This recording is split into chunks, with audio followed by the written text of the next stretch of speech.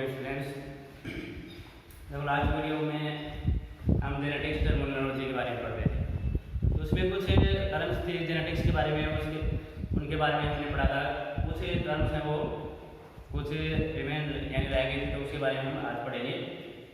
तो एक है dihybrid cross, genetics terminology.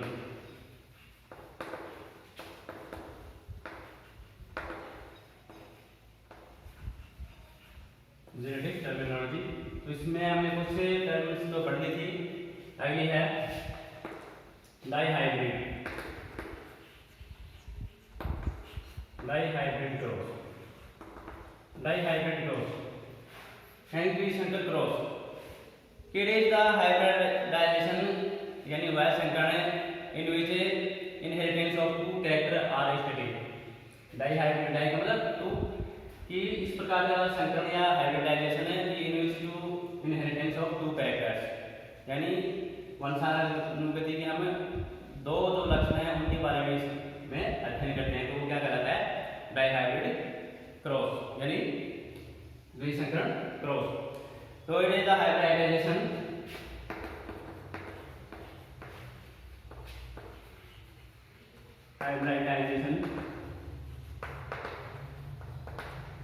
in which it is the hybridization in which inheritance of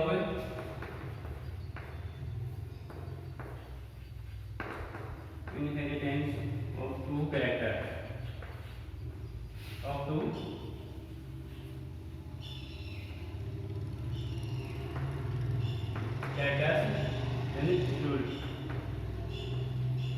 यानी हम दो लक्षणों के बारे में उसके बारे में हम पढ़ेंगे। तो it is the hybridization in which inheritance of two character यानी स्टडीज और स्टडी। तो क्या कहलाएगा? हाइब्रिडाइजेशन।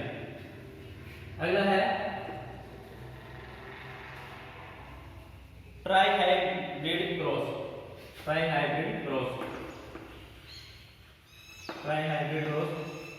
यानी इसमें हमें जो इनहेरिटेंस है उसके दो कैरेक्टर्स है उसके बारे में अध्ययन करेंगे।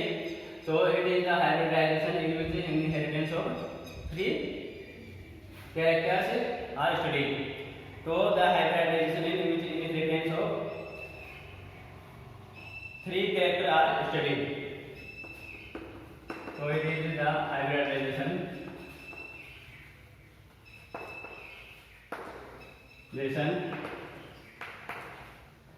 in which inheritance of three characters are studied। तो ये क्या करेगा? ट्राई हाइब्रिड क्रॉस यानी तीन लक्षणों का जो अध्ययन किया जाता है inheritance of three characters are studied. तो वो क्या करेगा? Trihybrid cross. अगला है polyhybrid cross. Polyhybrid cross यानी एक से दो या दो से अधिक जो हाइब्रिड संकरण है जिसमें हमें दो या दो से अधिक जो कैरेक्टर्स हैं इनहेरिटेंस के उसका हम अध्ययन करेंगे। तो वो क्या कहलाएगी? पॉली हाइब्रिडाइजेशन यानी पॉली हाइब्रिड क्रॉस। किधर hybridization? It is the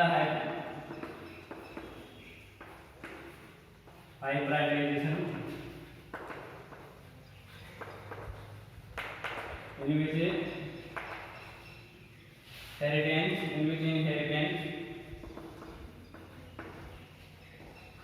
of any characters are studied। तो क्या कहलाएगा? Poly hybrid cross inheritance of many characters are studied। तो वो क्या कहलाएगा? Polyhybridization. या एक है test cross. The hybridization in which F1 generation is crossed with a recessive phenotype parent। अगला है टेस्ट क्रॉस।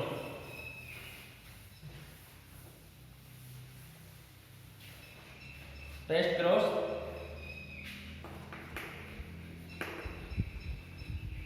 टेस्ट क्रॉस यानी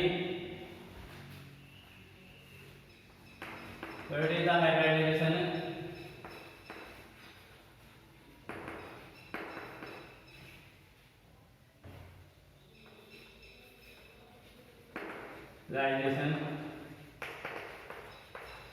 तो in which hybridization in which F1 generation is crossed, F1 generation crossed, F1 generation crossed with the recessive phenotype,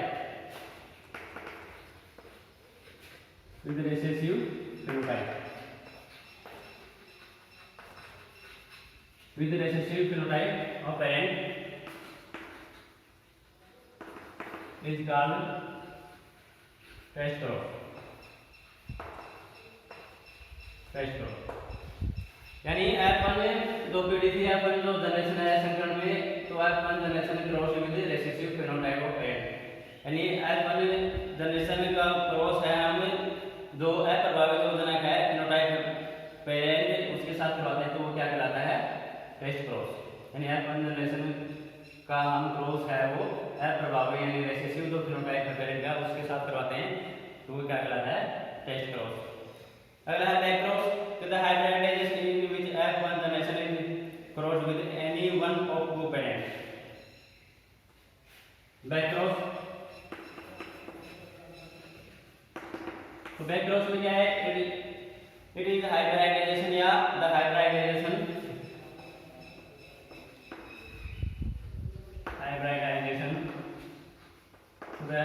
in hybridization in which the hybridization in which F1 generation is crossed with F1 generation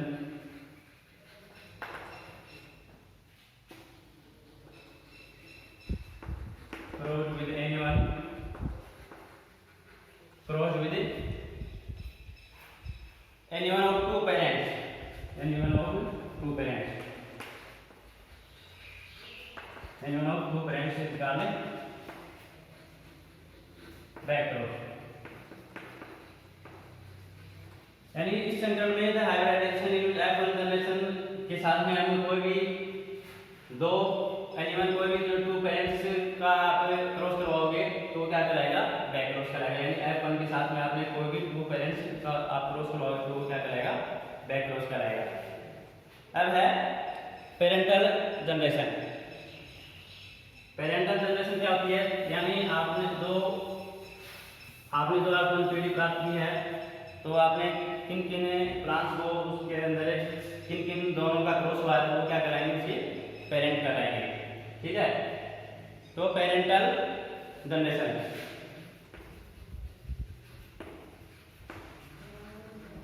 parental generation, parental generation, तो the plants which are mutually crossed, the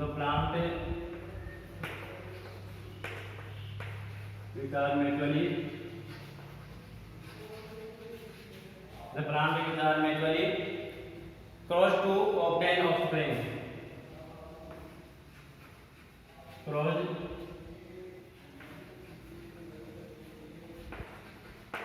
obtain offspring, यानी जनक से जो offspring जो संतान पैदा होती है तो वो क्या कहलाता है? पेरेंटल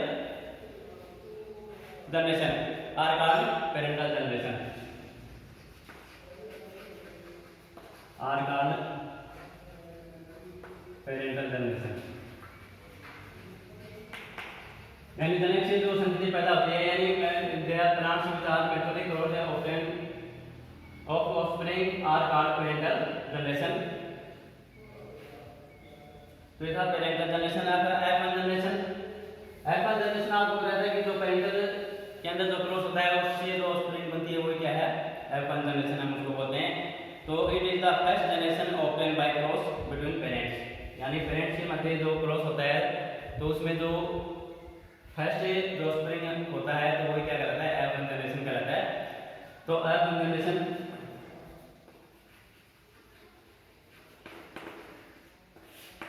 तो F1 generation, it is the first generation obtained. So what is the first generation obtained?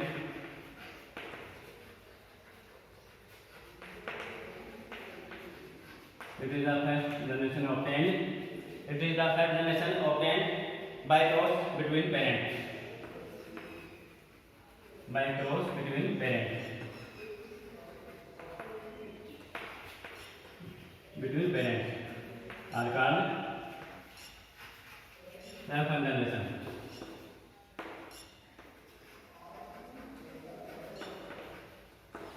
यानी it is the first generation obtain by cross between parent, यानी दो पेरेंट का उनके मध्य जो क्रॉस होगा तो उससे जो संतति पैदा होगी, जो ऑफस्प्रिंग होगी, तो वो क्या कहलाती है? First generation. जैसे आप तो जैसे T T and T T, तो इसमें जो होगा तो टी टी, तो ये क्या है? First generation. तो ये क्या है? फर्स्ट जनरेशन, ये प्राप्त हो गया आपको। ठीक है, तो ये तो क्या हो गया? पेरेंटल हो गया, टी हो गया, ये तो पेरेंटल, मतलब ये क्या है? Offspring.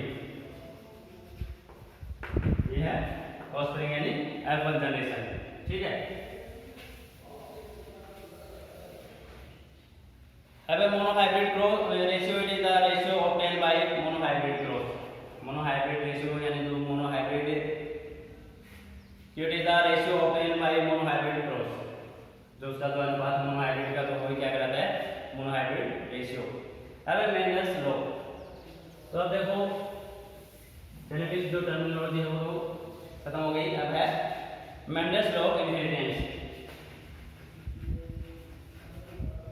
Mendel's law of inheritance.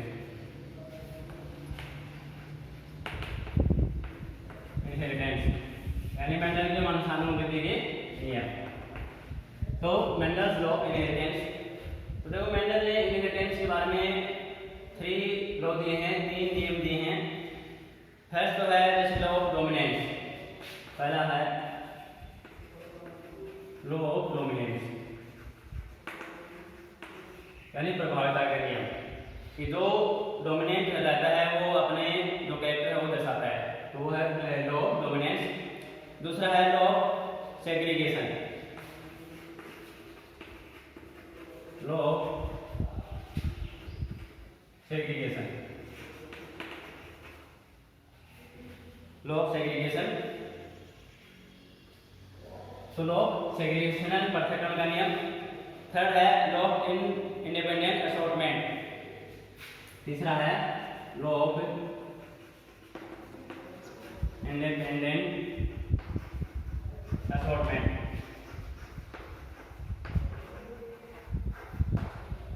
Law of independent assortment यानी स्वतंत्र अपचयन का नियम। तो ये 3 जो लॉ हैं मेंडल्स ने दिए थे। तो पहला हम पढ़ेंगे लॉ ऑफ डोमिनेंस। तो पहले देखो law of dominance first.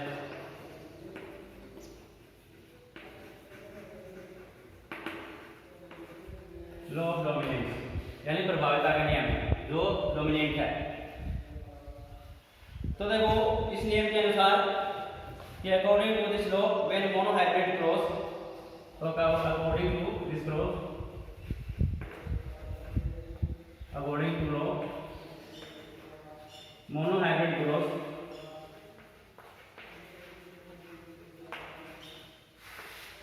Monohybrid according to law monohybrid cross is done between 2 contrasting.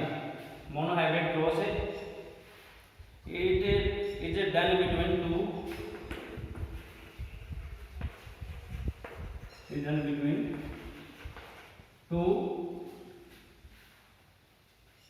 contrasting homozygous plants, two contrasting homozygous plants,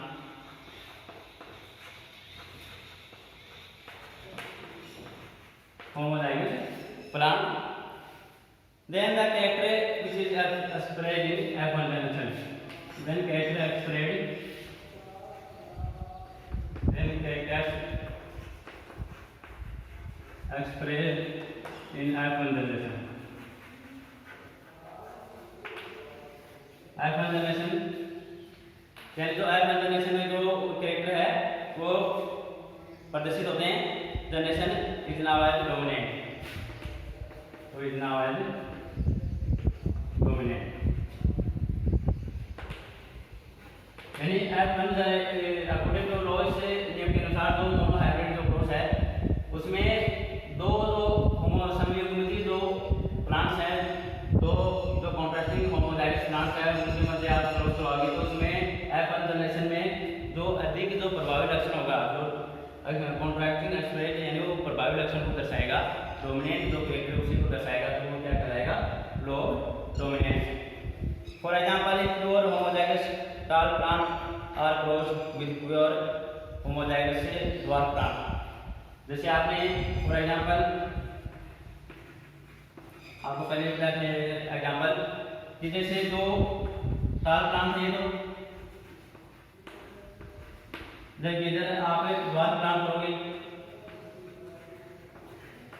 dwarf plant तो इसमें जब आप क्रॉस करवाओगे, एक पेरेंटल है,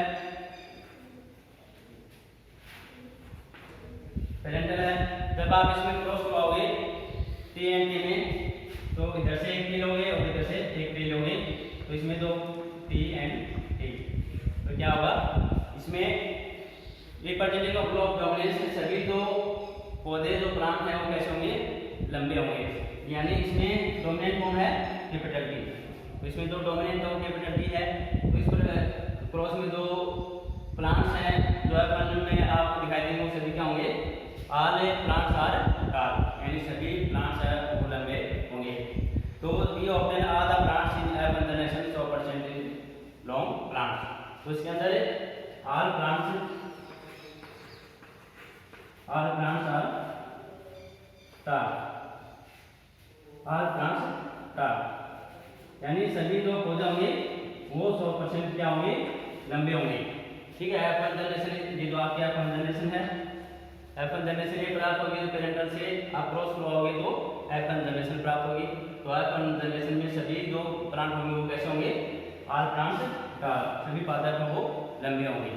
तो ये था, क्योंकि जो कैपिटल था वो डोमिनेंट है, ये द्वार जो प्लांट वो रेसेसिव है, तो इसने अपना प्रभाव दिखाया है इस कैपिटल टी ने, इसलिए सभी जो प्लांट्स वो सभी पौधे हैं वो लंबे होंगे। तो ये था लॉ ऑफ डोमिनेंस। अगला देखो law of segregation. Law of segregation, second law of segregation यानी पृथक्करण का नियम। इसके अंदर जो गैमेट्स बनते हैं तो क्या होते हैं, अलग अलग जो युग्मक है, जो एलिमेंट्स है उसमें चले जाते हैं, तो वो क्या कहते हैं, लॉ ऑफ सेग्रीगेशन। तो according to this law, during gametes formation from F1 generation, hybrid plant और heterogenous plants both the elements are got separated और सेग्रीगेटेड विद ईच अदर। यानी इसमें जो युग्मक बनते हैं वो अलग अलग, जो गैमेट्स बनते हैं वो अलग अलग एलिमेंट्स में चले जाते हैं और उनका सेग्रीगेशन हो जाता है, सेपरेटेड हो जाते हैं, इसलिए इसको हम क्या बोलते हैं, लॉ सेग्रीगेशन। तो according to this law, during gametes formation, हाँ तो according this law, during according this law during gamete formation,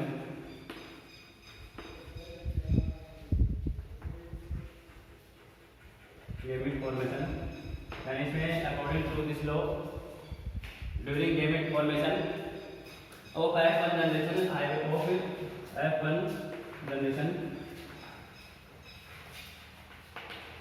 जो F1 जो जनरेशन है उसमें जो गैमेट बनते हैं तो क्या होते हैं, हाइब्रिड प्लांट और heterogenous plant, hybrid plant and heterogenous plant, genus plant, plants both the elements separated, तो बोथ द एलिमेंट्स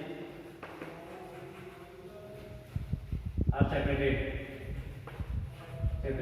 यानी अलग अलग युग्मकों में वो चले जाते हैं, from each other, separated from each other.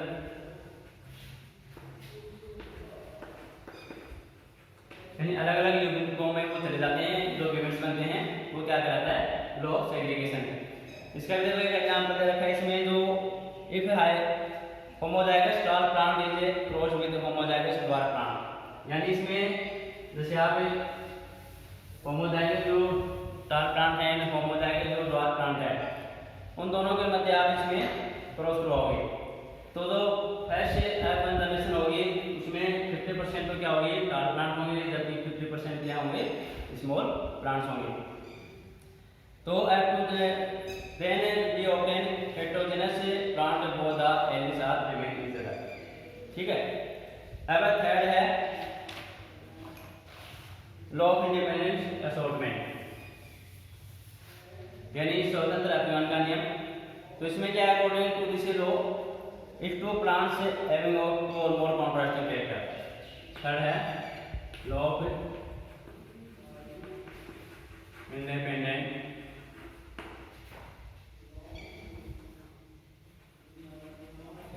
Assortment, यानी स्वतंत्र अपव्यय का नियम। तो according to this law if two plants having, so according to this law two plants having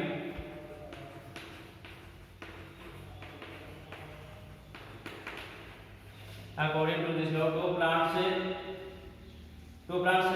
having two or more contrasting character, having two or more contrasting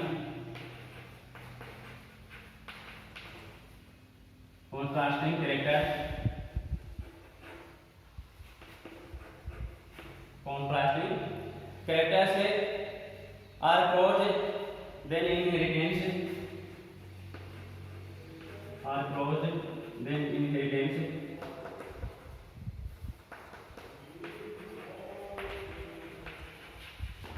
then inheritance of one character is remain, one character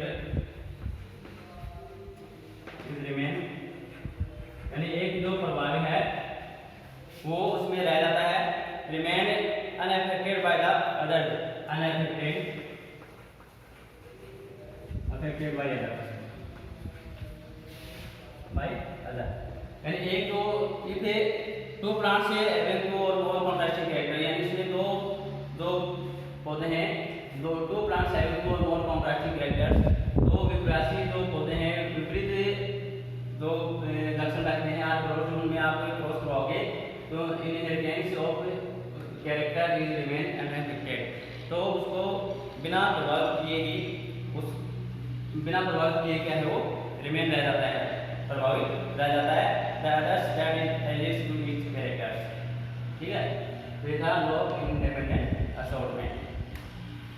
अब इसमें देखो कुछ example दे रखे हैं, जैसे yellow and brown red, जो पीले and दो गोल बीज हैं बाइसम से उनके मध्य आप क्रॉस कराओगे, या ग्रीन एंड रिंकल्ड जो बीज हैं उनके मध्य आप क्रॉस करवाओगे, तो उसमें आपको दो फिनोटाइप एंड दो जीनोटाइप प्राप्त होगा।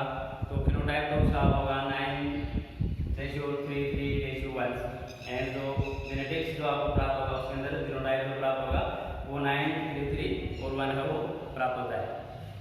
तो ये है लॉ ऑफ इंडिपेंडेंट असॉर्टमेंट। अब इसके थोड़े के लास्ट टॉपिक और बता दो हम नेक्स्ट वीडियो में लेंगे।